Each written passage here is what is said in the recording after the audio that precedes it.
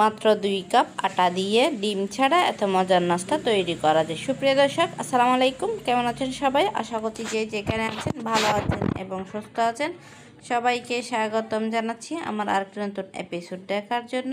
তাহলে চলুন আর কথা না বাড়িয়ে মূল রেসিপিতে যাওয়া যাক। প্রথমে আমি ডোটা তৈরি করে নিচ্ছি। তার জন্য আমি এখানে 1 গ্লাস পানি নিয়ে নিয়েছি। আমি 2 টেবিল চামচের মতো চিনি দিয়ে দিয়েছি, স্বাদ অনুযায়ী লবণ দিয়ে দিয়েছি, 1 টিস্পুনের মতো ইস্ট দিয়ে দিচ্ছি। এই পর্যায়ে আমি 2 কাপের মতো আটা দিয়ে দিচ্ছি। আপনারা চাইলে আটার পরিবর্তে ময়দাও ব্যবহার করতে পারেন। এখন সবগুলো মিশ্রণ আমি একসাথে ভালো করে একটু মিক্স করে নিচ্ছি। আশা করছি আজকের রেসিপিটা আপনাদের কাছে ভালো লাগবে। ভালো লাগলে প্লিজ আমার চ্যানেলটা সাবস্ক্রাইব করে পাশে থাকার বেল আইকনটি প্রেস করে রাখবেন, আমাকে সাপোর্ট করবেন। ডোটাকে আমি ভালো করে মতে নিয়েছি। এখন এটা আমি 30 মিনিট রেস্টে রেখে দিচ্ছি। 30 মিনিট পর আমি আবারও ফিরে এসেছি। ডোটাকে আমি আবারও ভালো করে মতে ডোয়ের মধ্যে যে বাতাসটা আছে সেটা একটু বের করে দিচ্ছি।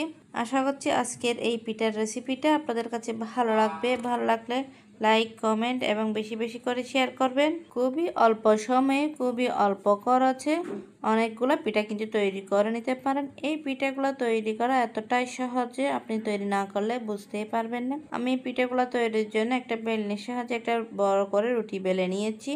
তারপরে আমি পিঠা কিভাবে তৈরি করে নিচ্ছি এটা দেখে বুঝে নিতে হবে। আপনারা চাইলে ছাঁচ ব্যবহার করতে পারেন। আমি একটা বোতলের মুখা দিয়ে এই পিঠাটা তৈরি করে নিয়েছি। পিঠা কিন্তু তৈরি হয়ে গেছে। দেখতে কত লোভনীয় হয়েছে। আপনারা চাইলে এইভাবে কিন্তু পিঠাগুলো ভেজে নিতে পারেন, আবার চাইলে ডিজাইনও করতে পারেন। আমি কিন্তু একটু ডিজাইন করে নিচ্ছি দেখার সৌন্দর্যের জন্য। এই পিঠাগুলো বিকালে চায়ের সাথে সার্ভ করতে পারেন, আবার বাসায় মেহমান আসলেও সার্ভ করতে পারেন। এই পিঠাটা তৈরি করা এতটাই সহজ যে চা তৈরি হওয়ার আগে কিন্তু পিঠাটা তৈরি করে নিতে পারেন। এই পিঠাটা খেতেও কিন্তু অনেক টেস্টি। সবগুলা পিঠা কিন্তু তৈরি হয়ে গেছে। এখন ভাজার পালা। ভাজার জন্য আমি আগে থেকে অয়েলটা ভালো করে গরম করে নিয়েছি। এখন সবগুলা পিঠা দিয়ে দিয়েছি। পিঠাগুলো দেওয়ার সঙ্গে সঙ্গে কিন্তু ফুলে উঠেছে। এই পিঠাটা ভাজার সময় চুলার ফ্লেমটা কিন্তু মিডিয়ামে রেখে ভেজে নিতে হবে। আমি সবগুলা পিঠা ভেজে উঠিয়ে নিচ্ছি। এখন কিন্তু পরিবেশনের পালা। আমি আপনাদেরকে পরিবেশন করে দেখাচ্ছি। দেখেন দেখতে কত লোভনীয় হয়েছে এই পিঠাগুলো। খেতেও কিন্তু অনেক টেস্টি। আমি একটা আপনাদেরকে চিড়ে দেখাচ্ছি কত সফট নরম তুলতুলে হয়েছে এই পিঠাটা।